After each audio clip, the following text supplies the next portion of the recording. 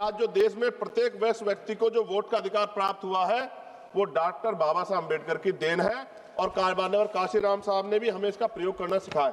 सभापति जी, मेरी मांग है ईवीएम की जगह बैलेट पेपर से चुनाव हो और वीवीपैट का ईवीएम के से मिलान कराया जाए। राजीव प्रताप सर, साथ फेज में चुनाव होते हैं, अगर एक दिन और इंतजार मतदाता कर ले क्या चला जाएगा सर? प्लीज आप बैठिए, बोल लो ना प्लीज सर, 30 सेकंड दो। बोलो सर, माइक चला गया, 30 सेकंड दो सर। बाबा साहब अम्बेडकर के 4 बच्चों कुर्बान जो वोटिंग राइट मिला है ना सर, इसकी वजह से बड़े बड़े महने वाले बड़े बड़े नेता गरीबों की गलियों तक आते हैं। माननीय राजीव प्रताप रूडी जी, आप शुरू कीजिए सर।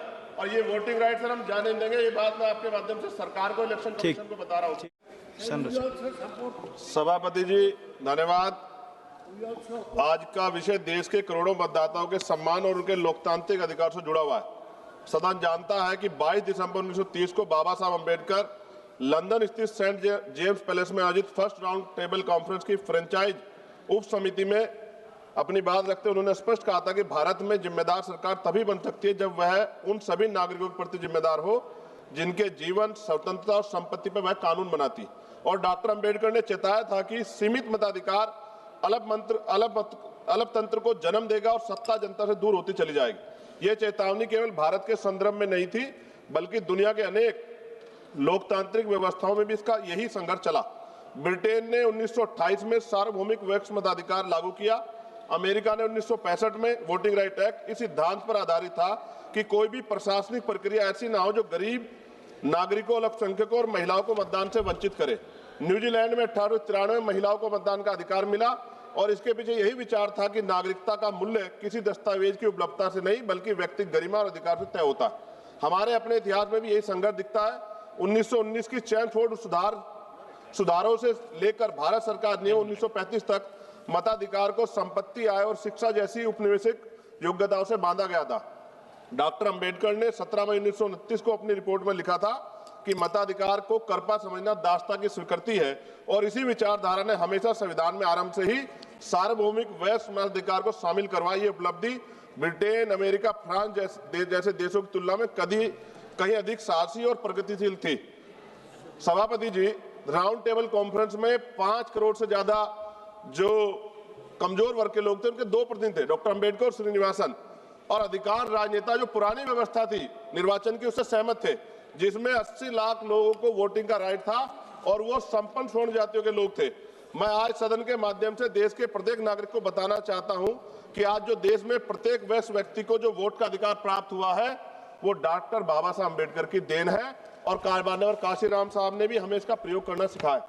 माननीय सभापति, जब SIR मताधिकार के लिए निर्वाचन आयोग द्वारा ऐसे दस्तावेज मांगे जा रहे हैं जो बड़ी संख्या में नागरिकों, विशेषकर महिला और गरीब घुमंतु जातियों, आदिवासियों, दलितों, वन गुजरों के पास उपलब्ध नहीं है। आधार कार्ड जो देश के अधिकांश नागरिकों के पास उपलब्ध है उसे पर्याप्त क्यों नहीं माना जा रहा है? डॉक्टर अंबेडकर ने इसे अन्याय बताता और कहा था व्यक्ति जितना गरीब होगा उसके मताधिकार देना उतना ही आवश्यक होगा और उन्होंने कहा political power is the master key by which you can open all door of your progress. भारतीय फ्रेंचाइजी समिति 1932 ने कहा था साक्षरता, बुद्धिमत्ता या राजनीतिक क्षमता का माप नहीं है और ज्योतिबा फूले ने 1882 की में हंटर कमीशन में कहा था यदि शिक्षा और अवसर बराबर नहीं है तो अधिकारों की समानता ही समाज को संतुलित रखेगी। पेरियार ईवी रामास्वामी नायकर ने कहा कि राजनीतिक अधिकार जनसिद्ध अधिकार है, इन्हें योग्यता के नाम पर सीमित नहीं किया जा सकता। चौधरी चरण सिंह जी ने भी कहा मताधिकार लोकतंत्र की नींव है। उनको तो ये भी कहना था कि भारत में मतदान करना अनिवार्य। मेरी भी मांग है कि मतदान अनिवार्य कर देना चाहिए। महामना रामसुब्रमण्यम वर्मा जी ने कहा वोट केवल राजनीतिक प्रक्रिया नहीं बल्कि सामाजिक न्याय प्राप्त करने का साधन है। SIR की ड्राफ्ट मतदाता सूची प्रकाशन में दोहरी प्रविष्टियां, मृतक घोषित किए गए जीवित लोग और अनेक गलतियों ने पूरे सिस्टम की पारदर्शिता में प्रश्न चिन्ह लगा दिया है। इस प्रकार की त्रुटियां बताती है जो 1928 और 1932 में भारतीय आयोग ने कहा था कि प्रशासन की कमजोरियां नागरिकों के अधिकार छीनने का आधार नहीं हो सकती। जी शुरू, अभी बस कुछ रह गया थोड़ा सा। SIR के संबंध में विवाहित महिला मतदाता और BLOs की स्थिति को नजरअंदाज किया जा रहा है। जब कोई महिला 20-25 वर्ष अपने पति के साथ एक ही पते पर रहती है, उसके बच्चे भी वहीं पढ़ते हैं, तो उसको अलग से उसको लेगेसी लिंकेज क्यों मांगा जा रहा है? क्यों 20-25 वर्षों बाद भी पति के पते को और पति के मतदाता पहचान पत्र को अस्थायी क्यों नहीं माना जा रहा है? यह प्रक्रिया न केवल व्यवहारिक है बल्कि महिलाओं को मतदाता सूची से बाहर करने पर गंभीर खतरा। SIR प्रक्रिया में लगे BLOs और अत्यधिक कार्य दबाव के कारण कई बीएलओ ने सुसाइड नोट लिखकर आत्महत्या की। प्रशासनिक अधिकारी ने उसे एक स्वाभाविक घटना बताया जो गैर जिम्मेदार दिखाता है।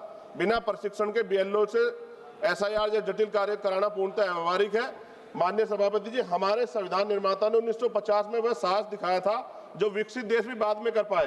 भारत आराम से ही सभी को मताधिकार देने वाला पहला बड़ा लोकतांत्रिक देश बना, लेकिन आज यदि एसआईआर जैसी प्रक्रिया उस मताधिकार कठिन बनाती तो ये एक सदी की प्रगति को पीछे ले जाने वाला कदम होगा। सभापति जी, क्योंकि सुधार की बात हो रही है तो मैं आग्रह करूंगा आपके माध्यम से कि बीएलओ की सुरक्षा, मानदेय, कार्य सुविधा यथार्थ समय सीमा सुनिश्चित की जाए, उनकी समीक्षा की जाए। एसआईआर प्रक्रिया के दौरान जो बीएलओ की मौत हो गई है उनके परिवार को मुआवजा और नौकरी। सभापति जी राजीव प्रताप रूडी जी, सभापति जी 1 मिनट लूंगा। राजीव प्रताप रूडी जी, सभापति जी 1 मिनट, ओनली 1 मिनट। 2-3 डिमांड से वो पढ़नी है sir. No, only Rajiv Pratap 2-3 Rudy demand. जी, सभापति जी 10 सेकंड में कंप्लीट कीजिए, 10 सेकंड प्लीज। लास्ट सेंटेंस बोलिए आप। सभापति जी, मेरी मांग है ईवीएम की जगह बैलेट पेपर से चुनाव हो और वीवीपैट का ईवीएम के से मिलान कराया जाए। राजीव प्रताप सर, साथ फेज में चुनाव होते हैं, अगर एक दिन और इंतजार मतदाता कर ले क्या चला जाएगा सर? सभापति जी, राजीव प्रताप रूडी जी, सभापति जी, लाइन बाबा साहब अम्बेडकर। राजीव प्रताप रूडी जी, आप शुरू कीजिए प्लीज। भी प्लीज आप बैठिए। बोल लो ना प्लीज सर, 30 सेकंड दो। बोलो सर, माइक चला गया, 30 सेकंड दो सर, आखिरी लाइन के लिए सर। सभापति जी 30 सेकंड। सभापति जी आप ही रूडी जी, आपका समय शुरू हो गया है।